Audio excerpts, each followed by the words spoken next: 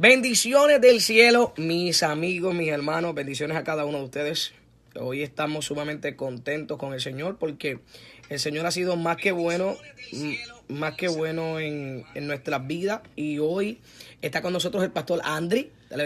Bendecimos a ese pueblo que se va a conectar a través de las redes. Para nosotros es un honor estar aquí en Springfield ya con el obispo José y estamos contentos de lo que Dios va a hacer este día a través de esta transmisión. Yo sé que Dios es bueno y Dios es más que maravilloso, y hoy en este programa donde estaremos explicando el desahogo, Él va a estar con nosotros. Esta noche Él estará con nosotros predicando en la iglesia, y yo sé que será de canal de bendición. Llegó un poquito temprano para poder descansar después del viaje de Nueva York hacia acá.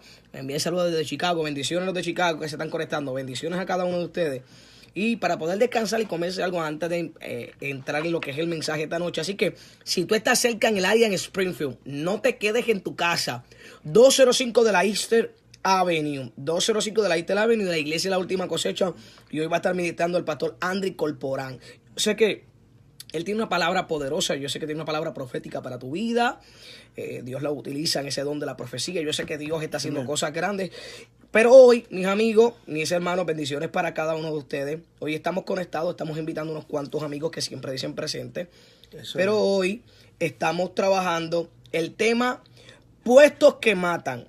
Esta es la segunda parte del tema puestos que matan. ¿Por qué puestos que matan? Ayer estuvimos hablando sobre este tema y estuvimos hablando de la importancia de que un ministro le explique su posición a cada miembro de la iglesia cuando está tomando un funcionamiento de la iglesia o está tomando una posición. ¿Cuál es el carácter o cuál es la función que debe de tener a la hora de trabajar dentro de un puesto? Yo sé que ayer tuvimos un poquito de problemas con la transmisión y se cayó, y quedamos de que hoy vamos a hacer la segunda parte. Voy a resumir para mis amigos que se están conectando sobre los puestos ya antes mencionados, para tocar los puestos que se quedaron en el aire, que los tengo anotados aquí. Yo quiero que tú compartas este video con tus amigos, con tus seres queridos y con cada uno de ustedes. Y a los amigos que se están conectando, denle un follow a la página, denle en seguir. María Pacheco desde Conérico. Denle en seguir a la página. Búsquenos en YouTube, Obispo José Negrón, y ahí estamos. Evelyn, bendiciones para ti, bendiciones para toda esa vida, mi amada esposa que está por ahí conectada. Ok, Andri, el primer punto que tocamos nosotros fue un tema tan delicado como es el copastor de la iglesia. Hay gente que no tiene copastor. ¿Tú crees en copastor? ¿Qué tú piensas de eso? Claro. ¿Qué tú piensas del copastor? Cuéntame. Yo creo que los copastores son esenciales en la congregación, ya que podría dirigirse de una manera más en unión lo que es la iglesia, lo que es el sistema eclesiástico. Uh-huh. Y obviamente todo depende de acuerdo a la denominación o la visión que se esté trabajando. Uh-huh. Porque si la misión compete a que haya copastor, se puede aprobar el copastorado en una congregación. Exactamente. Si hablamos en sentido general. Uh-huh. Ahora, si hablamos en sentido genérico, yo creo que no solamente el copastor es eficiente, sino también los otros departamentos que se pueden dirigir por el pastorado. Exactamente. Ahí entra también que nosotros hablamos, el copastor, que estábamos hablando primeramente, que hay iglesias que lo llaman como asistente al pastor, hay iglesias que lo llaman como pastor asociado. Exacto. Hay iglesias que lo llaman como la mano derecha del pastor. Es muy importante que la gente entienda que el pastor también necesita ayuda para funcionar. Eso es. Pero él tocó un punto muy importante, y es que todo depende de la visión que tenga la iglesia. Exacto. Porque hay iglesias que no tienen visión, y una iglesia sin visión, lamento decirte que es una iglesia muerta. Es una iglesia muerta. Es una iglesia muerta. Hablamos también de los ujieres. ¿Qué tú opinas de los ujieres dentro de la iglesia? Dime. Creo que así como en la antigüedad se ejercía el ministerio de ujier, obviamente no con ese nombre, porque en la Biblia no aparece ese nombre así directo de ujier, pero sí creo que el ministerio de los ujieres es como para poder todo a contribuir a que la visión y la misión de la iglesia se desarrolle. Exactamente. O sea, los ujieres son buenos siempre y cuando se entienda qué es ser un ujier, siempre y cuando se entienda para qué son los ujieres. Porque cuando hay un problema, y voy a aprovechar este espacio, suéltala, que hay mucha gente. Este es el desahogo, mi gente. Usted escriba que aquí nosotros vamos a soltar. Dele. Es que hay muchos problemas, hay mucha gente que aprovecha tener un cargo como para descargar todos los reproches o caprichos que ellos entienden que debe hacerse en la obra. Y en vez de ser una ayuda, lo que hacen es que ocasionan problemas. Y para eso el ministerio de los ujieres son para colaborar con la visión. El ujier debe estar pendiente a que no todas las informaciones se filtren donde el pastor. Porque el pastor no puede ni tiene que estar manejando todos los chismes de la congregación. El ujier no simplemente para agarrar a alguien cuando se cae o para checar algo que se esté mal en la iglesia. Eso es esencial, pero el ujier más que cualquier otra cosa es para guardar la integridad de la misión en la casa. Si guardamos, o sea, los chismes tienen que corregirse entre los ujieres. No que los ujieres sean chismosos, sino que no pueden filtrarse hacia afuera. Hay personas que aprovechan tener un cargo para que todo lo que conozcan o todo lo que saben, empezar a difundirlo a todo el mundo. Entonces, como a veces los ujieres están cerca, que no sé si has hablado de los escuderos, después vamos a hablar de eso. Ese es otro tema que lo vamos a tocar también. Déjame anotarlo aquí, porque tengo los próximos temas. Los ujieres, esos ujieres que siempre están cerca, son los que prácticamente ayudan a mantener un orden en el servicio, los que ayudan a desarrollar el servicio de una manera íntegra. A mí me causa muchos problemas de que yo a veces veo personas que están sirviendo, pero que no tienen ni el carisma ni el carácter para servir. Ay, Dios mío. Se ocasiona un problema y te dañan la atmósfera de gloria en la iglesia porque ponen una cara de tristeza y de angustia. O sea, el ujier tiene que tener la capacidad de que si pasa algún problema, o sea, todo como la tsunamita. Dile más. La tsunamita le preguntaron, ¿y cómo estamos en paz? Todo está bien. Pero con el niño muerto en casa. En casa muerto. Entonces, y el marido incrédulo. Y el marido, ese es otro problema. Entonces, cuando tú miras esto, eso debería manejarse en el sistema de ujieres. Porque como los ujieres manejan la programación y saben que algo se salió de control, como saben que algo se salió de control, tienen que mantener las actitudes correctas para que el pueblo no se cargue de aflicción, sino más bien que pueda desarrollar su vida y ser ministrado a la misión de lo que fuimos a desarrollar esa noche. Así que, ujier, que me estás viendo, por favor, siéntase con toda autoridad de hacer su trabajo como debe de ser. Usted tiene que entender que el ujier es vital. Yo creo que un ujier es vital dentro de una iglesia. No tan solo para el servicio. Usted tiene que aprender que el servicio en su vida es importante, sino el área de bienvenida, el área del estacionamiento de una iglesia, el área de recibir a la gente con amor. Eso también lo manejan los servidores, ¿verdad? Sí, pero podemos poner, porque hay iglesias que depende de su visión, tienen ujieres trabajando como servidores. Sí. Todo depende. Eso sí. Todo depende. Por eso explicaste, y es muy bueno que hablaste sobre lo que es la visión de la iglesia. Todo depende. Porque tienen a servidores o el término servidor lo tienen como ujier. Y básicamente se supone que trabajan en el mismo ámbito. Ahora, tocamos otro tema. Este tema interesante. El diácono. ¿Qué tú piensas del diácono?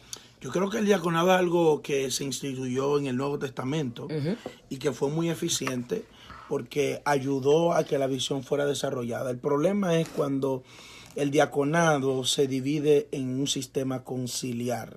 Cuando hablo de un sistema conciliar, no estoy diciendo de que los diáconos no tengan autoridad de poder ver que algo no está bien, sino que hoy en día se ha visto que en muchas ocasiones muchos ministerios han sido afectados por el servicio del diácono.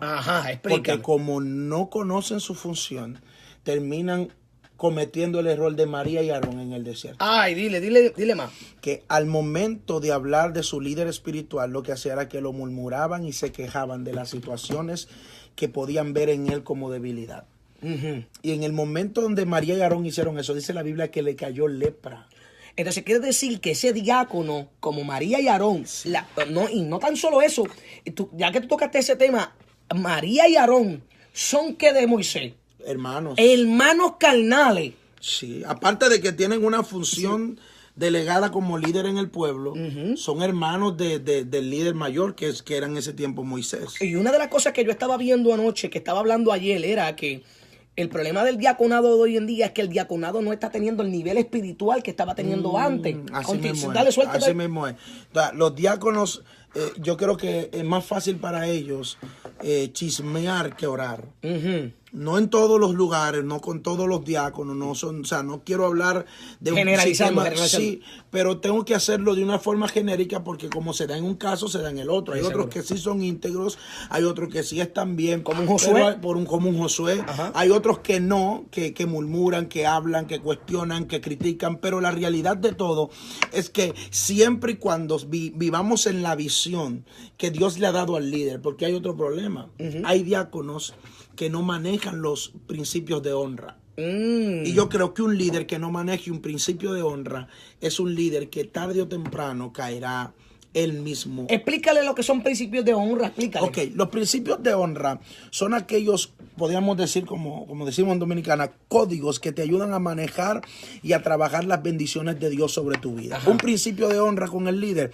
Nunca un líder será reemplazado por otro líder que quiera usurpar su puesto, siempre y cuando sea Dios que lo haya instituido. Un ejemplo bíblico, el ejemplo de David. David, mientras Saúl estuvo como rey, 38 años desechado, dice que respetó su manto, dice que iba todos los días y se sentaba a echarle fuera unos demonios tocando el arpa, me gusta eso, y dice que duró en esa situación, duró 22 años, yendo todos los días a la alcoba del rey, sabiendo que este rey había sido reemplazado y que el mismo Dios lo había escogido a él. Y que lo había ungido. Y que lo había ungido. y que él sabía que él era su sucesor, pero el rey no lo sabía. El rey no lo sabía. Y a mí me impresiona cómo él tiene y maneja esta ley de honra, este principio de honra tan poderoso, que provoca en su vida bendiciones impresionantes. La razón por la que David fue el rey más famoso de Israel y fue tan exitoso en el reino de Israel fue porque manejaba los principios de honra. Y asimismo todos nosotros que ejercemos algún cargo en la iglesia debemos manejar los principios de honra. ¿Cómo son estos principios? Respetar al líder, respetar su visión. Si hay alguien que se levanta en contra de mi líder, se está levantando en contra de mí, porque mi líder simplemente está dirigiendo lo que ya Dios le dijo a él. En lo secreto y en lo secreto. Exactamente. Entonces esa es la situación que nosotros hoy debemos desarrollar y manejarnos para poder levantar la visión de Dios. Todo diácono que maneje principios de honra hará crecer, fructificar y expandir la casa. Dios mío. Eso es así. ¿Por qué estamos resumiendo esto? Porque Pastor Andri, Dios lo utiliza en el ámbito de profético. Amén, así es. Yo no lo conozco personalmente. Yo solamente estuve una sola vez en su iglesia predicando. Así es. No, y cruzamos unas palabras en la hora del almuerzo, a la hora de la cena, cuando terminamos el mensaje.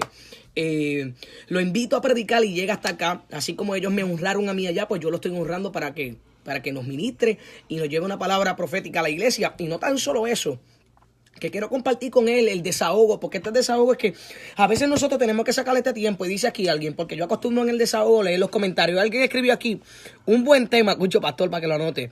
Un buen tema fue que alguien escribió aquí los Judas modernos en el altar. El pastor Herminio le escribió los Judas modernos en el altar. Sería un buen tema. Eso es un buen tema, me gusta, suena bien.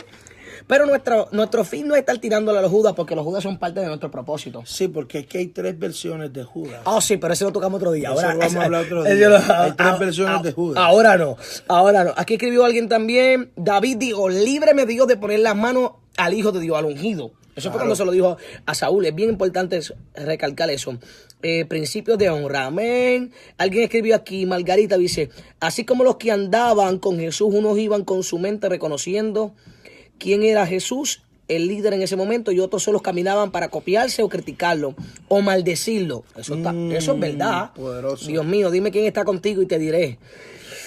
¡Wow! Entonces, continuamos. Estamos recapitulando el tema que tocamos ayer. Bendiciones a la pastora Mari también, que está por ahí desde Puerto Rico, Moca, Puerto Rico. Bendiciones para ti, Juan Soto. Bendiciones a todas esas vidas que se siguen conectando. A Mari yo la conozco hace años, una mujer usada por Dios. Puerto Rico es mi segunda patria. Ajá, en Moca, Puerto Rico. Salúdame a Toño. Otro tema interesante que tocamos ayer, el tesorero.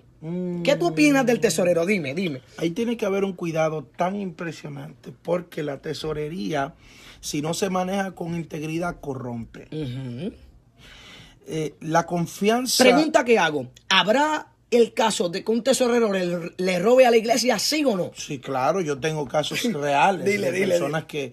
Yo conocí el testimonio de una pastora amiga que con todo respeto me reservo el nombre, que encontró a su tesorera tomando los sobres y entrándoselo así. Dios. O sea, es triste.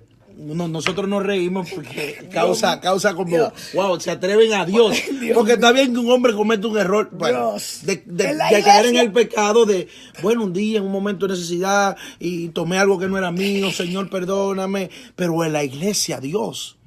O sea, ¿tú entiendes? Es algo tan difícil como eso, pero realmente sí hay casos donde se han dado, y no solamente eso, yo conozco otros casos de una persona que era tesorera de una iglesia, que en mi país se robó millones de pesos de la iglesia. Dios mío. Y cuando estamos hablando de muchos miles de dólares, hizo casa, compró, manejó negocios, todo con las finanzas de la iglesia. No. Y tenía una forma muy sutil cómo hacerla. El cheque necesitaba varias firmas y él agarraba antes de ponerle el monto. Los pastores iban saliendo y le tenían confianza. Y dice, pastor, mira, acuérdese que mañana hay que pagar la luz. Venga, fírmeme aquí, mañana yo termino de hacer el cheque. Dios y mío. esa era la estrategia que usaba. Y los pastores, como le tenían confianza, cansados del servicio, le agarraban y le firmaban la firma de ellos. La de la otra persona siempre la ponía primero y la última que faltaba era la de él, la del tesorero, para llevar el cheque al banco. Claro. Y si la suma eran de 500 pesos, él ponía, vamos a poner 15,000 pesos. Y todo lo otro lo cogía para él. Era algo tan exagerado como eso. Wow. Entonces manipulaba los registros de la tesorería. A un nivel... Claro, manipulaba para que no se dieran cuenta. Perdone la palabra, nosotros somos jóvenes. Hay unos cómics. Yo no sé si te gustan los cómics. Sí, ¿Te claro. gustan los cómics? Para mí me gustan los cómics. Eso sería un tesorero nivel Dios, ¿cómo? alterar los libros de la tesorería. Sí, sin que nadie... No, hay que impresionante. quitarse el sombrero, vamos. Sí, porque a veces de que, pero llegar a ese punto es un nivel muy fuerte. No. Incluso de manera que ellos tuvieron que someterlo a la policía. Imagínate. Pero al final lo dejaron salir, lo dejaron ir y Wow. dejaron que... Pero así se ve en la tesorería. Ahora, es tan importante este ministerio, creo que uno de los más importantes de la iglesia, porque este ministerio es el que habla de la integridad de la casa.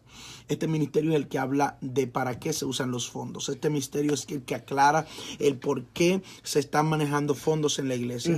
Ni siquiera creo que en este país el Estado federal no entra al nivel eclesiástico para controlar sus ingresos. O Sí, aquí sí. Lo hacen. En New England sí, New England lo hacen. Sí, hay muchos estados que no lo hacen, y en mi país eso no lo hacen. Mi país, y en muchos países de Latinoamérica, si muchas personas no ven de Latinoamérica, tampoco lo hacen, pero esto habla de la integridad de la casa. Esto habla de lo que nosotros como ministros estamos enfocados a hacer para que todo aquel que vaya a la casa pueda creer que lo que Dios está haciendo en cada una de las personas, aparte de sus contribuciones que dan, se está manifestando y se está invirtiendo en cosas productivas. Continuamos. Aquí hay varias preguntas, mira, como por ejemplo, son temas que vamos a estar hablando. Dice José Negrón, ¿qué me dice de vender los instrumentos de la iglesia o de vender pertenencias de la iglesia como los bancos y la guagua o como los vendiste a un pastor? Es bendición. Bueno, ese tema lo vamos a tocar más adelante. Quiero que me lo escribas, Nina, en inbox, y vamos a tocar ese tema sobre las ventas porque no tiene que ver con este tema, pero es un buen tema para tocarlo en el desahogo. Aquí alguien también escribió la honra, ese es el pastor de jóvenes, dice: la honra te lleva a la humildad y la humildad provoca que Dios incline su oído y se acerque a ti. Bendiciones, es verdad.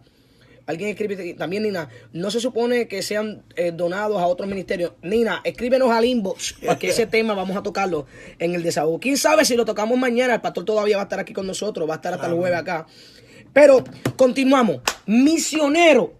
¿Qué tú opinas de los misioneros? Porque veo misioneros llegando a misiones y no se congregan. Wow. Entonces, ¿cómo eres un misionero si no tienes un pastor? Explícame. Sí, porque es que no, eso sí, ellos se congregan. Sí, se congregan en Facebook. Ah, Ay, eso lo dijiste tú. Eso lo dijiste tú. Se congregan por Facebook, sí, porque ahora como hay transmisiones en vivo, ellos quieren congregarse por Facebook. No. O sea que si nosotros transmitimos ahora, no tenemos que ir servicio en la noche. No, tenemos que ir al servicio en la noche. Claro, tenemos que ir al servicio. Hoy se mete fuego de Dios. Y tenemos que congregarnos. Pero mira, todo es saber la asignación. Acabamos de entrar a uno de los ministerios impuestos no solamente por Dios, sino también que fue influenciado por el ministerio de apostolado en la antigüedad, en el Nuevo Testamento. Y cuando habla de los 5 ministerios, habla de los misioneros. Yo creo que nosotros debemos de considerar, porque hoy no solamente hay ministerios misioneros, sino que escasea el ministerio de la misión. Y yo, honestamente, que estoy escribiendo un libro, estoy terminándolo y pronto sale en vivo. Tiene que ver este libro con las misiones. Este primer libro no es basado en mi testimonio. Mucha gente que me ha preguntado de dónde sale el obispo José Negrón, quién es, de dónde salió, si es nacido y criado en el Evangelio, si conoce al Señor cuándo, qué pasó para él llegar donde estar. Eso viene pronto. Pero el libro primero que me incita a mí a escribir es el libro a misiones. ¿Sabes por qué? Gabriel, bendiciones.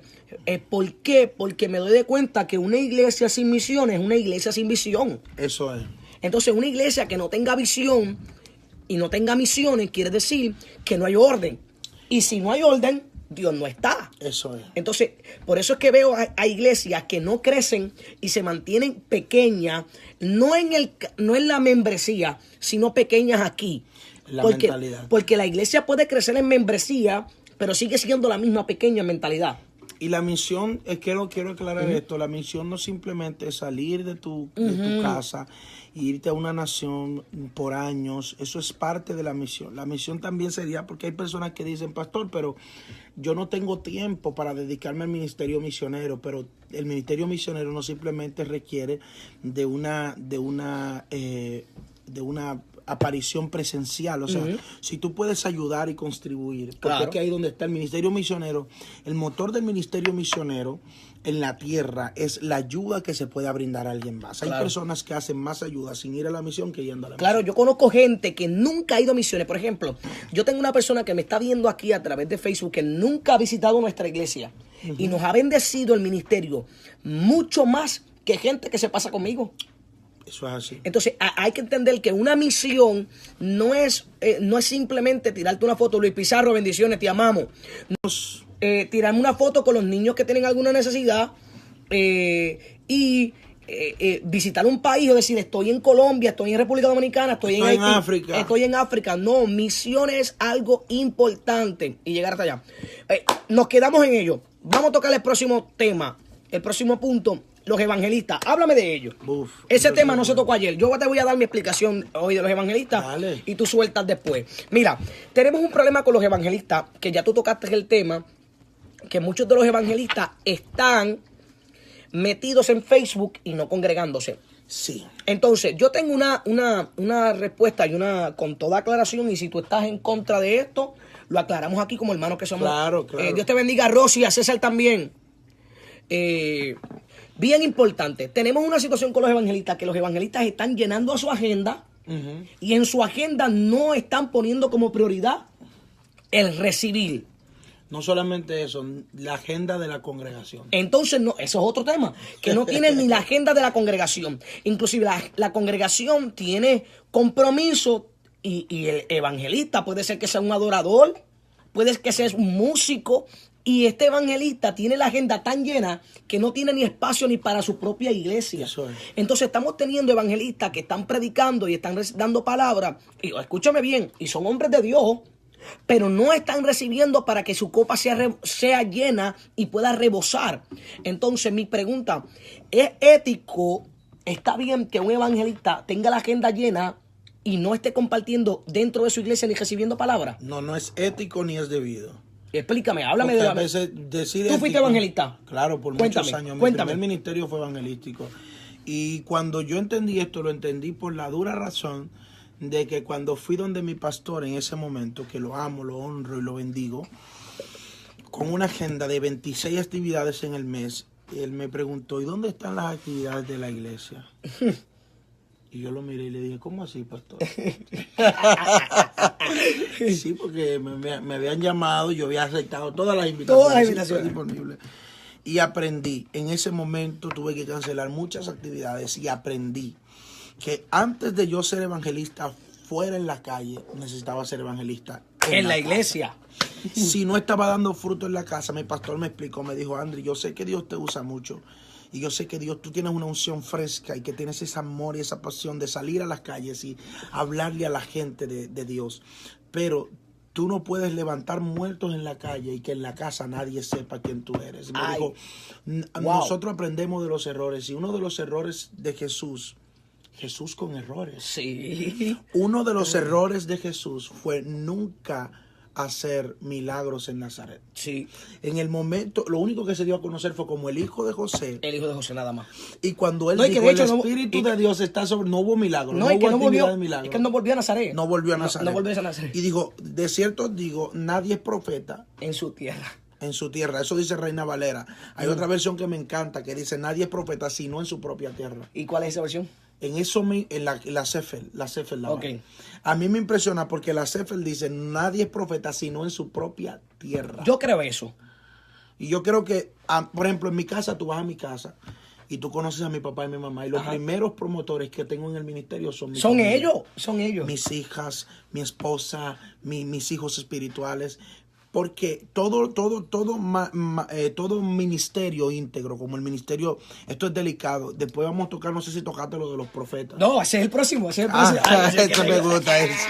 Ay, Dios Entonces, ese evangelista. Este es el desahogo. Saludos, Pastor Morel. Dios te bendiga mucho. Evangelistas que no se congregan, evangelistas que no se someten. Yo he tenido gente que lo único que quieren es una cobertura para que yo le abra puertas y yo le dé conexiones. Que no se congregan, que no se sujetan, que no respetan a sus esposas, que no respetan a sus Escucha esto. Perdona que te interrumpa. Dale. Escribió aquí. El hombre que reparte pan y no da a comer en su casa tarde o temprano sufre consecuencias. Debe de dar y servir en su casa, pues todo lo demás sería expansión de la gracia del Padre Celestial. Correcto. Anaís Coral, bendiciones. Correcto, eso es correcto y es así. Todos nosotros que servimos en cualquier aspecto ministerial, esto es un ministerio que no es de uso exclusivo para la casa. Déjame aclarar algo, porque Jorge escribió, perdona, pero ¿en dónde la Biblia dice que Jesús cometió errores? No, la Biblia no dice que Jesús cometió errores. Nosotros estamos hablando que uno de los errores como predicador que podemos ver hoy en día, no estamos diciendo que Jesús lo estipuló la Biblia, no, lo dice, que una de las cosas que podemos ver es que Él dice, yo fui a los míos, mas los míos no me recibieron. Esa es una de las cosas que tenemos que entender. Claro. Entonces, pero cuando no vemos que Jesús en Nazaret, donde Él es, no hubo actividad. No hubo actividad de milagros y prodigios. Lo que estamos diciendo, Jorge Padre, bendiciones. Al contrario, lo sacaron y casi lo matan. Exacto, lo sacaron. Porque casi lo apedrearon. Casi lo apedrearon. Y una de las cosas que queremos ver es que Jesús nos muestra que su casa no lo recibió, pero posiblemente a tu casa sí te está recibiendo. Tú tienes que ministrarle a tu casa. ¿Me entiendes? Porque hay evangelistas, porque estamos hablando en el ámbito de evangelismo. En el ámbito de evangelismo tenemos que aclarar, Jorge Padre, que el primero que tú tienes que evangelizar es a tu casa. Y hay un punto que es claro, porque siempre que tenemos la figura de Jesús. Perdóname, gracias por la aportación, Jorge. Siempre que tenemos la figura de Jesús, que cuestionamos su aspecto humano. Humano, exactamente. O sea, la humanidad de Jesús es igual que la tuya y la mía. Exactamente. Era un hombre de carne y hueso que respiraba, que tenía quizás deseos, pasiones, aunque la Biblia no se especifica, porque la Biblia no dice en ningún momento que Jesús se apartó para ir al baño. Pero era humano. Nosotros tenemos que entender que en algún momento tuvo una necesidad fisiológica. Pero le dio sed. Y le dio sed o tuvo algún compromiso. O sea, no es que queremos demigrar a Jesús o traer una condición en él diciendo aquí había una falta en Jesús, sino estamos hablando de cosas que son evidentes en la Escritura y que hoy en día están ahí, no para que nosotros construyamos una crítica destructiva a la figura de Jesús, sino para que corrijamos nuestros ministerios y podamos edificar en la visión. Y una de las cosas que tenemos por en cuenta es que cogen este versículo de que nadie es profeta en su propia tierra y no le predican a su familia. Entonces esto es un error. ¿Por qué? Porque tenemos gente... Yo primero fui evangelista con mi casa. Claro, porque... Me gané a mi papá, me gané a mi mamá, me gané a mis hermanas, me gané a mis amigos. Yo primero fui evangelista con los míos. Claro, porque es que así debe ser. Aunque hay familias que hay familias que no se ganan, porque hay familias que no se llevan con nadie, y hay familias que no quieren saber de Dios. Dios. Eso es así. Pero tú como evangelista, porque estamos hablando en el ámbito de evangelismo y el ámbito para los evangelistas, tienes que evangelizar tu casa. Usted no puede permitir que su mamá se pierda si usted no le ha predicado. Si usted le ha predicado, te lo aplaudo. Eso Pero es. si usted no le ha predicado, usted tiene que entender que usted tiene que predicarle a su familia. Sí. Vamos a continuar porque el tema de evangelismo tiene mucho para dar y si no, no terminamos. Sí, dale. Pero queremos hablar de los puestos dentro de la iglesia que están ocasionando problemas.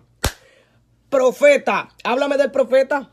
Los profetas son... Aquí escribió él, de acuerdo de la palabra dice que todo está escrito, que el que tenía que padecer esto, claro está, exactamente, Jorge, voy a aclarar, él dice que de acuerdo a la palabra dice que escrito está, que él tenía que padecer todo esto, claro está, eso es bien importante, que él tenía que padecer todo esto, Jesús tenía que padecer todo esto, pero nosotros como ministerios hoy en día estamos cometiendo un error eclesiástico, y es que los evangelistas están predicando en las calles, pero no le predican a su familia en su casa. Entonces se salva un enfermo que está en la calle, un adicto que está en la calle. Son íntegros en el altar, pero en la casa son el diablo. Exactamente, su mamá se pierde. Entonces, aquí dice, si un error, nuestra familia también tiene que ser salvo, Jesús murió por ellos también. Así mismo es. Pero continuamos. Profeta, Dios mío, profeta, muchos dicen que el profeta hoy en día no existe. Muchos dicen que los profetas hoy en día no existen. Muchos dicen que el profeta no está vigente. Yo les voy a explicar dos cosas. Yo sé que tú vas a abundar sobre esto. Dale. Porque ya ese ministerio tú lo tienes marcado en tu vida. Y yo quiero hablar algo sobre esto. Hay una cosa que lo que es el ministerio profético y hay otra cosa que es la palabra profética. Son dos cosas.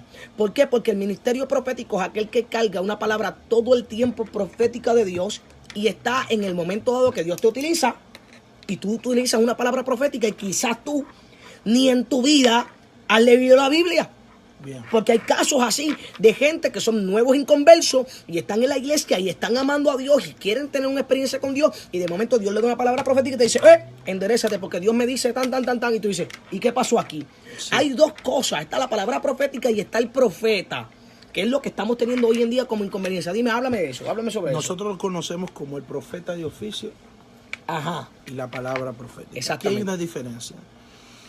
La diferencia de un profeta de oficio, la gente dice, sí hay profetas, otros dicen, no hay profetas, buscan argumentos bíblicos. Yo creo que lo primero es que tenemos que conocer la intención de Dios al crear las cosas. Dios no es un Dios que crea para invalidar. De hecho, la ley como tal, porque sería el argumento más fuerte que alguien tuviera para tratar de tumbar este principio que acabo de establecer, la ley como tal del Antiguo Testamento no es abolida por Jesús. En el momento donde le pregunta, ¿tú vienes a abolir la ley? Dice, no, yo vine a hacerla cumplir. En otras palabras, yo vine a reinterpretar el texto. Exactamente. Bien, pero como Dios no invalida lo que Él crea, porque dice que cuando Dios irrumpe el tiempo con una intención de su palabra, lo hace para decretar propósitos perpetuos. En eso, esa palabra perpetua es eterna. Entonces, asimismo Dios instituyó 5 ministerios. Ministerios que no están invalidados, porque hay una diferencia. Todo el que dice que no hay ministerios proféticos, lo dice porque algunos se han levantado con seudónimos. Cuando hablo de seudónimos, estoy hablando de personas que se hacen llamar profetas, pero no lo son. Profetas de agua dulce le llamamos nosotros. Exacto. Acá. Entonces usan el seudónimo de profeta. Yo soy profeta, yo esto, pero no viven una vida de profeta.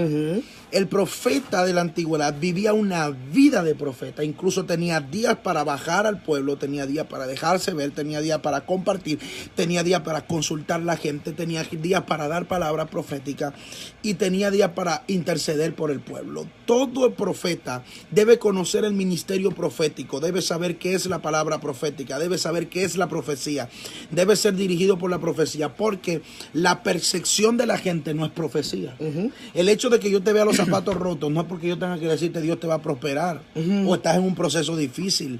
Eso es percepción, no es lo que yo estoy viendo con mi vista. El profeta que se mueve con percepción comete el error que cometió Samuel cuando llegó a la casa de Isaí en Belén. No, y no tan solo él, también el profeta joven El profeta joven. Que se dejó llevar por el profeta viejo. Comete el error. Ajá. Pero me gusta lo de Samuel. Ajá, cuéntale. Él miró la apariencia.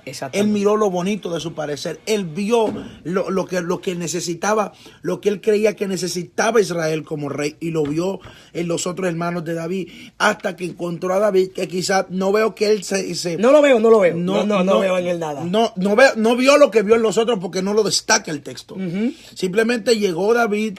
Y cuando David llegó en otro, más adelante es que cuando se lo recomiendan a Saúl, es que le dan las cualidades de él, pero no estaba ni que era fuerte, no estaba ni que era alto, no estaba de que era un guerrero, nada de eso, sino que quizás no tenía las cualidades porque aparentemente no era el que calificaba, pero cuando el profeta se dejó dirigir por Dios, no por lo que él pensaba, porque los profetas son humanos. Exactamente. Samuel se equivocó. Claro.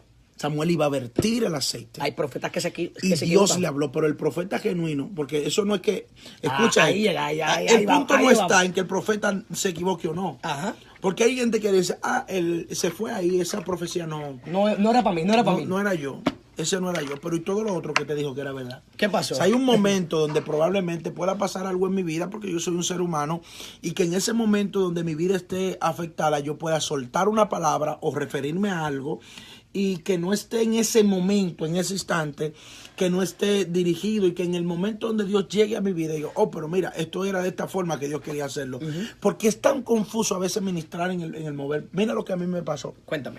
Estoy ministrando en el Bronx este domingo, y cuando estoy ministrando en el Bronx, yo me muestro una muchacha sentada del lado izquierdo donde yo estoy, y la veo vestida de azul. Prepárate, esto va a ser esta noche.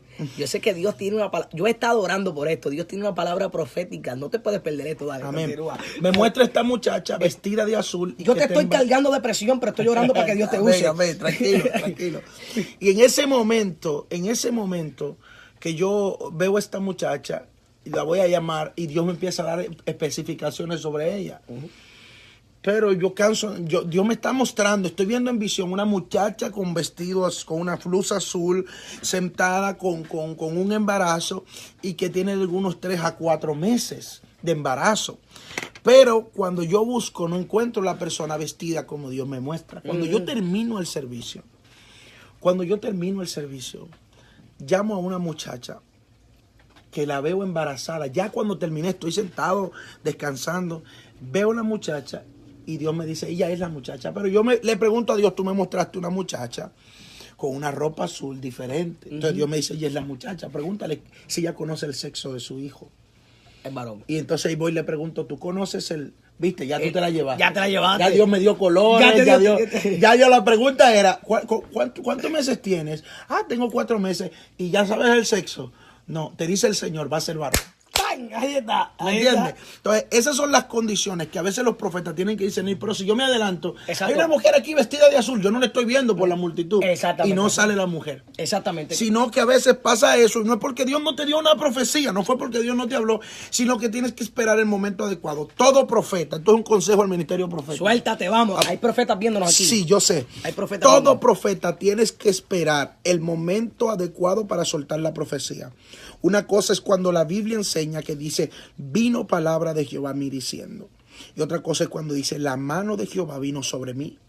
Di esto. Hay una cosa que Dios la hace para mostrarte y que calles. El problema es que los profetas hoy en día, primero, cuando el ministerio profético empezó a levantarse era para acusarle los pecados a la gente. Exactamente. Lo primero que un profeta ve son los pecados de la gente. Yo no le profetizo a nadie que yo no me muestre su debilidad. Exactamente.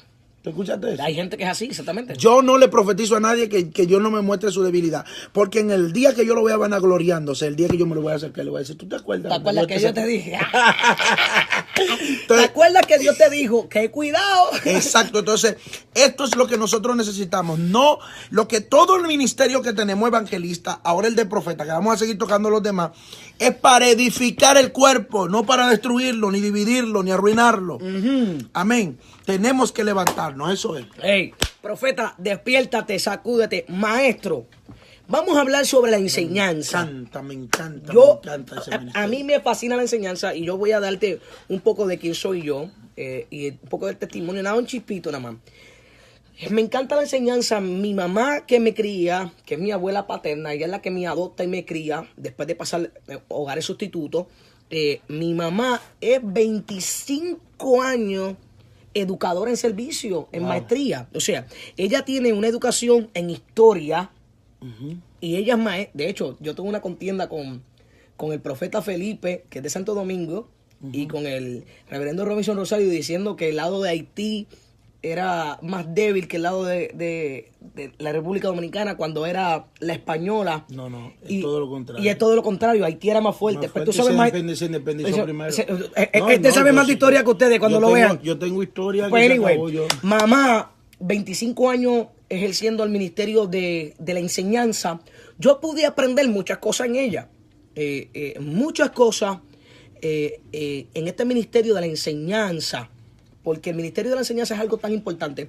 Yo entiendo y creo que el pastor, escucha bien, que no es maestro, su iglesia no crece.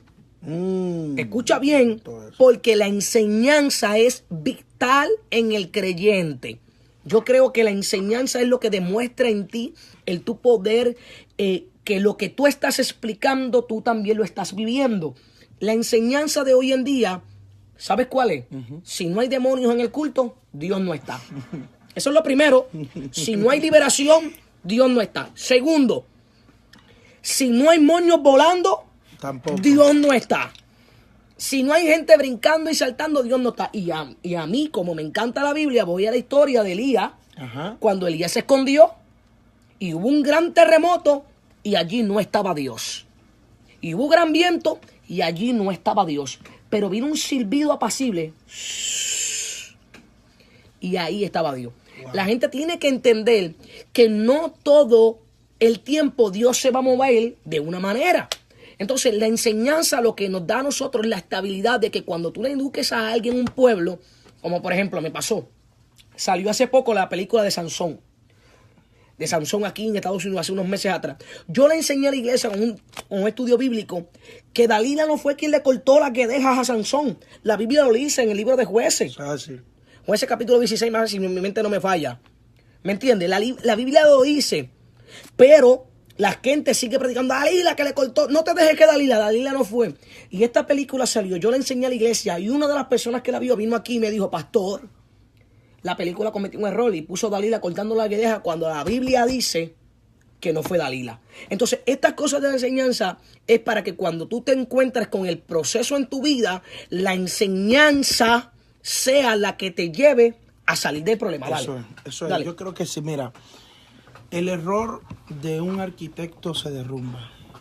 El error de un médico se entierra. Pero el error de un dentista se extrae. Pero el error de un maestro se multiplica, se multiplica. ¿Por qué razón? Porque las enseñanzas son las que condenan el pensamiento de la gente. Si logramos hacerle creer a un pueblo cosas que no tienen nada que ver con la Biblia, entonces veremos una multitud crecer con falsas enseñanzas. Y si usted diría, esta es la razón porque tenemos tantas subdivisiones en el pueblo de Dios. Y usted se encuentra que un tipo de repente sin ninguna educación, sin ninguna formación, un día se levantó, interpretó la Biblia como él quiso, sin ningún tipo de regla, se fundó una religión y hoy en día se llaman mormones. Que no, y era profeta. Y era profeta. Dale. Tenemos que, no solamente ellos, sino muchísimos más. Podemos hablar por ahí para abajo. O sea, yo estudiaba en estos días la escritura y me di cuenta que en Irak, Irán y esos lugares hay una religión que sigue a Juan el Bautista como Mesías. Exactamente. Y a mí me impresiona porque cada una de las personas que se levanta creyendo algo es de acuerdo a una interpretación. Yo creo que este es el ministerio más delicado. Porque incluso una profecía puede tumbarse por un maestro. Claro, yes, that's right. Escucha. Un ministerio evangelístico, yo creo que este es el ministerio más delicado que tenemos. Porque es que incluso la visión de una iglesia se puede destruir por un falso maestro. That's right, come on. O sea, un ministerio puede crecer o disminuir. Una iglesia puede avanzar o puede retroceder de acuerdo al ministerio del maestro. Pero el problema de hoy en día es que tenemos personas que nunca han tenido ni siquiera una noción de lo que realmente es la Biblia y andan por ahí enseñando. No estoy hablando de que yo fui a un instituto bíblico, que yo estuve en el seminario fulano de tal, que yo fui esto. Yo no estoy hablando de eso, yo estoy hablando de, aparte de tener una intención y relación con el Espíritu de Dios, tener una noción de lo que es realmente la Escritura. Usted no puede andar por ahí interpretando la Escritura como usted quiera. Eso no es como papagayo. Exacto. Usted no puede andar por ahí haciendo las cosas como la gente piensa. O sea, tenemos que tener una... Yo veo tanta gente predicando Disparate, Dios mío. basura en los altares que yo digo, Dios mío, ¿de dónde lo sacó? Dios mío. ¿Quién se lo enseñó?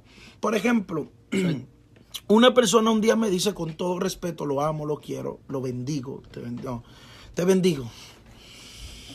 Me dice que nosotros no somos creados de acuerdo al diseño de Dios. Dios mío. Y digo, ¿de qué diseño? Nosotros fuimos creados de acuerdo al diseño de los querubines. De los querubines, Dios. ¿Cómo?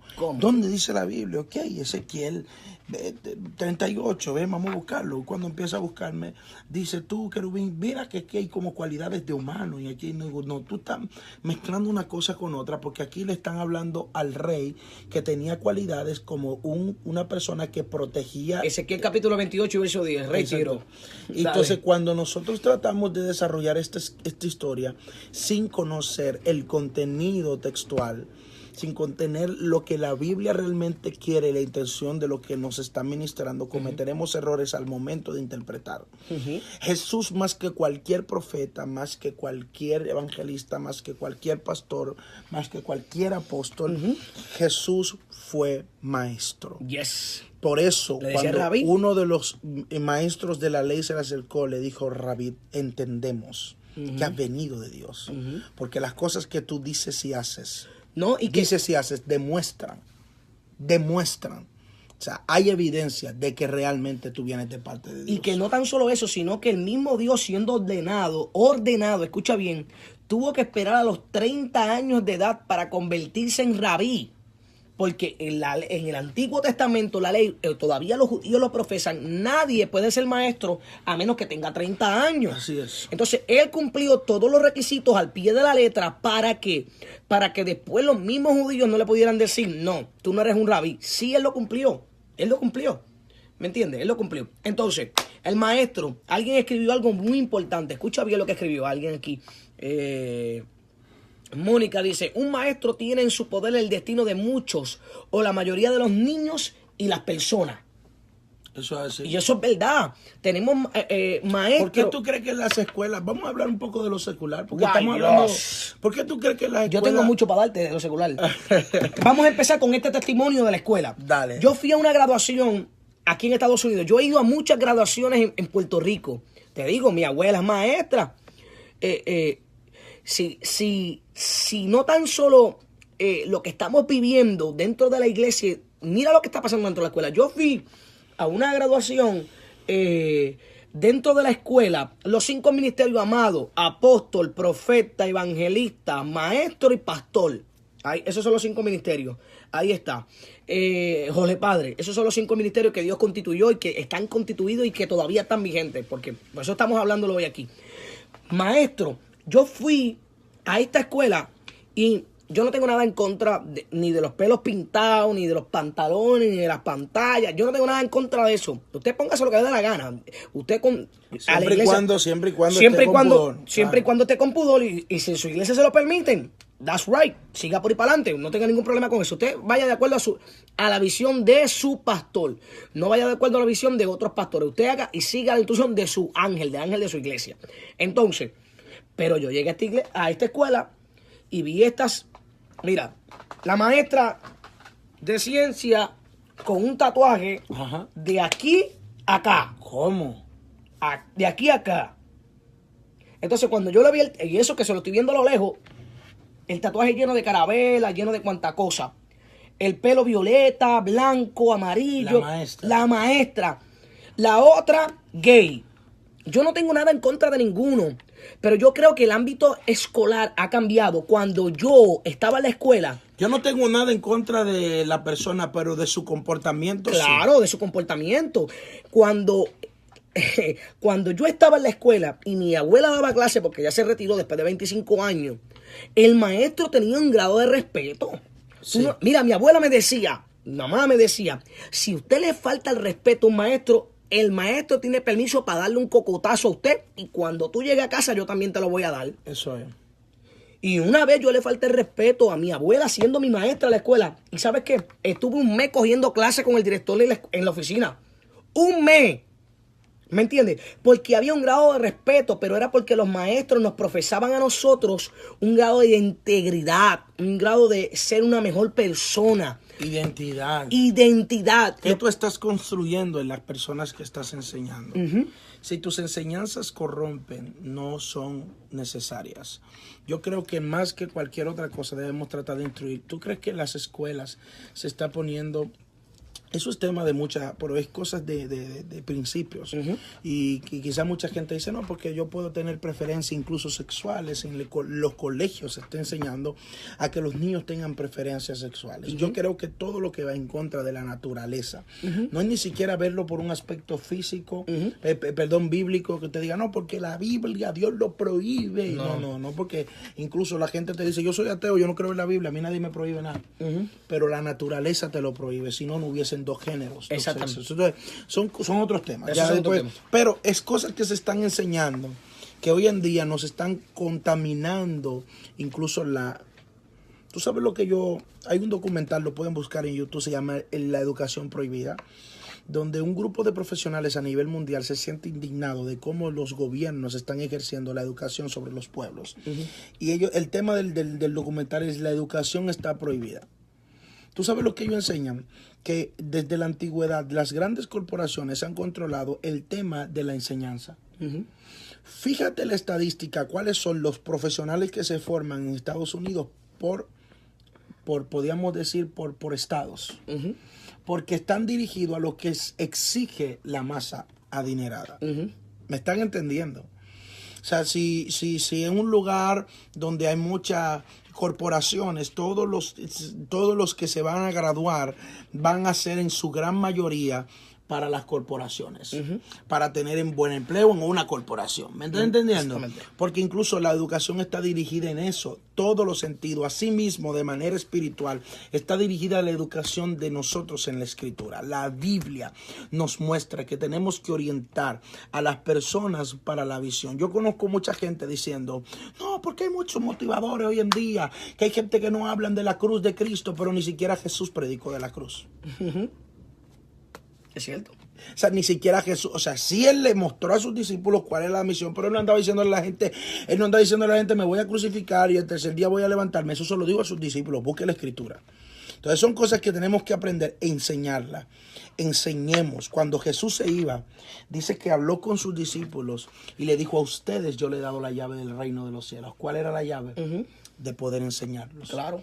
Daba una parábola en público y en privado a ellos se le explicaba. Se le explica, por eso le dijo, id y hacer discípulos en todas las naciones. Pero vamos a continuar. Dale. Este tema es más picante, porque vamos a terminar terminaremos esta tarde con el tema del pastor. Pero el apóstol, ¿qué tú opinas del apóstol? Háblame del apostolado. Bárbaro. Bárbaro. Qué bárbaro eres. Te lo solté a ti para que tú sueltes eso. ¿Qué te digo? Mira, yo respeto las visiones. Yo respeto a cada quien, cada persona con el ministerio y que pueda ejercer. Es igual que el ministerio de profeta.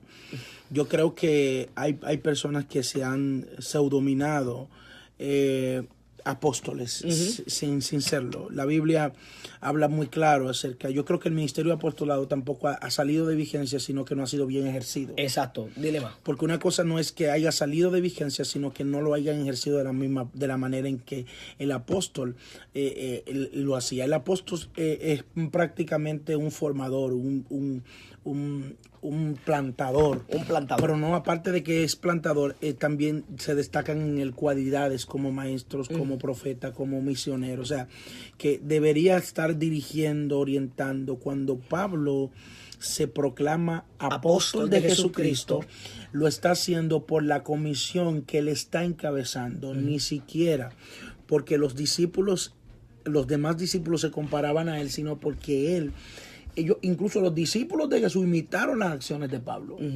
Pablo constituyó, Pablo formó, Pablo dio cobertura, pero hoy en día el tema de cobertura, de apostolado, el tema de todo lo que tiene que ver con plantar, con tener hijos espirituales, que se ha confundido el apostolado con padres espirituales. Exacto, eso es otra cosa. Cuando la Biblia dice que no llames a nadie padre, sino al que tenga, pero es otro tema. Entonces, cuando nosotros caminamos, instruimos la verdad y formamos a los ministros como ministros, estamos teniendo que hacerlo no para que uno esté por encima, porque hay otra cosa. Las personas creen que el ministerio de apóstol es el más alto ministerio. No. La persona cuando dice, que el apóstol fulano, lo ven como alguien que es superior, que es superior al evangelista, superior al profeta. No, todos son bases claves. En la misma base. Sí, yo estoy hablando del sistema de lo que Dios constituyó. A uno constituyó apóstoles, a otros constituyó profetas, a otros constituyó pastores, a otros constituyó maestros, a otros constituyó evangelistas. Todos nosotros estamos constituidos de acuerdo a lo que Dios ha hecho. No de cómo yo me llamo, ni como yo quiero ponerme en el flyer, sino como Dios dijo de mí, porque lo que evidencia tu llamado es lo que la gente habla en el momento que tú eres usado por Dios. Claro. ¿Entiendes? Los apóstoles, ¿hay o no hay apóstoles en este tiempo? Eso sería un tema que sería bueno tratarlo. Vamos a tratarlo. ¿Hay o no hay apóstoles en este tiempo? Yo voy a que sí. Yo creo que sí. Yo creo que sí. No, ahí es donde voy. Yo estoy consciente de que sí hay apóstoles. Claro que sí. De que se hay enganchados también. También. Pero se han enganchado profetas, se han enganchado maestros. En todos los ministerios se enganchan. Se han enganchado pastores. Pero sí hay apóstoles y yo conozco muy buenos apóstoles. De hecho, tengo amigos apóstoles y yo creo que más que todo tenemos que seguir ministrando, pero en la integridad del llamado, no en la corrupción de él. No. Explícale, porque en este tema del apóstol también está el tema de obispo. Okay. Ese tema es un tema muy interesante, ya que cuando yo decido, ¿verdad? A través de... ¿Cuál es la diferencia entre un obispo y un apóstol? Explícale. ¿Cuál es la diferencia entre un obispo y un apóstol? Vamos, explícale a ellos. Yo creo que el tema de obispo y el apóstol, yo creo que prácticamente es el mismo desarrollo. Es el mismo desarrollo. Lo único que cambia es la terminología. O sea, tú implementas un ministerio como tú que eres obispo, pero no está mal que yo te diga apóstol tampoco. Exacto, tampoco, es lo mismo. Si venimos a ver, es lo mismo. Es lo mismo, están para hacer lo mismo en el ministerio. No está mal que yo te diga el apóstol José Negrón, no está mal que yo te diga el obispo, no está mal que tú pongas en tu cuenta apóstol José Negrón. Yo lo vería bien. Ahora, es un término que quizás está de moda, pero el obispado se usa más para el sistema de desarrollo eclesiástico conciliar, ¿entiendes? Exactamente. Y se respeta. Igual que también el sistema de profetas que se está usando más para las redes y todo eso, que hoy en día se ha crecido mucho y ese movimiento. Se meten aquí y dice, así te dice el Señor, y dice, con 2,000 personas. ¡Wow! Así es. Ese es otro tema, ok. Continuamos. Otro tema muy importante, tocamos el apóstol, tocamos el profeta, tocamos el maestro, tocamos el evangelista, tocamos el misionero, tocamos los ujieres, los tesoreros, los diáconos. Yo hablé sobre la secretaria, no voy a hablar ahora sobre la secretaria porque ayer hablamos sobre esto, hablé sobre el chofer de la guagua de la iglesia, hablamos sobre el copastor. Todos esos son ministerios. Todos estos son ministerios. El escudero, háblame del escudero. Y terminamos esta tarde, con el pastor. Háblame del escudero. Yo creo que el ministerio de escudero tiene que ejercerse bajo el sistema de integridad. Nadie puede ser escudero si no es. ¿Tú sabes cómo era que preparaban los escuderos antes? Suéltale, dile. Casi siempre los eunucos pasaban a ser escuderos. Porque el escudero no simplemente procura la protección de su líder, sino que también lo guarda de cualquier cosa. Me gusta ver escuderos que conocen la debilidad de su líder y no le aportan a que él pueda caer en una condición de pecado, sino más bien que alejan. Escucha. Pero hay otros que aprovechan a conocer las debilidades del líder para empezar a murmurar. ¿Cómo es eso de que los pastores, cuando yo hablo de, mira, un pastor puede tener escudero, un profeta puede tener escudero, un evangelista puede tener escudero, un misionero puede tener escudero? De hecho, yo tengo un escudero. Claro, que debería ser así. Pero ese escudero no puede aprovechar cada cualidad que tú tienes negativa para empezar a destruir tu ministerio. No.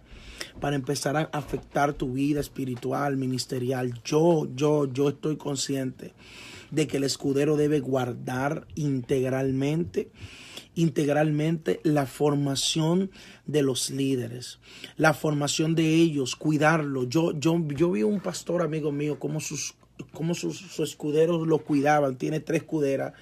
Él es varón, ellas son hembras, pero fue tan evidente ver cómo esa relación entre pastor y ellos que son sus servidores, cómo lo tratan, cómo lo preparan, cómo lo ayudan. Hay alguien que escribió, o sea, que Moisés tuvo escudero, entonces Josué fue su escudero. No, Josué no fue el escudero de Moisés. No. Fue Aarón y Hur. Por eso le levantaron las manos. Dale. Exactamente, está buena esa aportación. Dale. Porque cuando nosotros vemos el ministerio, el escudero, mira, el escudero es quien entra a la intimidad del ministro. Uh-huh. David fue escudero de Saúl. Uh-huh. David entró a la intimidad. David conocía los defectos, los olores de su piel. Oye, que también. Wow, no, estoy hablando de cosas delicadas. Sabía si se bañaba, si no se bañaba, si comía, si no comía, si se deprimía, si estaba contento. Incluso el escudero manejaba el día que el rey estaba. David manejaba la información del día que el rey estaba ocupado con alguna de sus esposas, con su concubina. Él sabía en el momento donde el rey estaba, que quería ir a algún lugar, porque andaba con él para todos los lados, para todos los lugares. Y esto es algo que tenemos que cuidar. No mires la debilidad de tus líderes para salir a criticarlo, a murmurarlo y a afectarlo. Muchos grandes ministerios han caído en el error de tener escuderos que no están calificados, de personas que lo que son es chismosos, que no aportan al propósito, y que ellos entienden que porque vieron una falta en uno de sus líderes es la oportunidad para tirarlo hacia adelante, porque creen que están haciendo lo correcto. Lo correcto es edificar. No estoy diciendo que un líder esté cometiendo pecado, fornicación, adulterio, que esté haciendo cuantas cosas quiera por ahí. Tú como escudero no trates de poner un control sobre eso, pero yo creo que si lo vas a hacer debe ser no difundirlo, agarrar y hacer un video o tirar una información o copiarle unas fotos de Facebook que le enviaron y tirarlo para adelante, sino más bien tomar las cartas sobre el asunto, los ancianos de la iglesia, los líderes eclesiásticos, tomarlo, sentarse, está pasando tal y cual situación. Y yo creo que también tanto al líder como al escudero es necesario que se tengan uno al otro. El escudero tiene que amar a su pastor. Oye, ¿por qué? Aparte de eso, porque el líder se cuida de cometer errores porque tiene su escudero, y el escudero cuida a su líder de que cometa errores. Claro. O sea, son los dos, se deben uno al otro, y yo creo que eso es algo mutuo y que necesita instalarse. Entonces, mi pregunta es la siguiente: ¿el escudero es amigo del pastor? Tiene que serlo. Tiene que serlo. Tiene que ser su mejor amigo. Tiene que ser su mejor amigo, pero tienen que entender su rol. Tienen que entenderlo. De que el hecho de que sean amigos no lo hace, voy a decirlo de esta manera, el hecho de que sean amigos no lo hace iguales. Y cuando hablo de iguales no estoy diciendo que no tengan la misma función, que no tengan los mismos órganos, que no estoy hablando de eso. Yo estoy diciendo de iguales en el respeto, en la honra, y que usted tiene que saber que aparte del ser su amigo es su líder. Uh-huh. Y que como líder merece respeto. Claro. Como amigo, tienes que saber identificar como amigo los chistes, la cosa, pero como líder tienes que saber respetarlo. Mis amados, bendiciones del cielo. Escudero que me estás viendo, por favor ejerce tu posición, ejerce lo que Dios te ha llamado. Así que continuamos con la tercera parte en el desahogo mañana. Bendiciones. Bendiciones. Mañana vamos a hablar ¿de quién? Del pastor de la iglesia. Eso, me gusta. Wow. Así que mañana vamos a hablar a las 12 del mediodía, si el Señor así lo permite, del pastor de la iglesia. ¿Qué debe de hacer un pastor? ¿Por qué es pastor? ¿Por qué no debe de hacer esto? ¿Por qué debe hacer lo otro? ¿Qué se supone que constituye al pastor? ¿Qué se supone que lo que hay y qué se supone lo que no haga el pastor?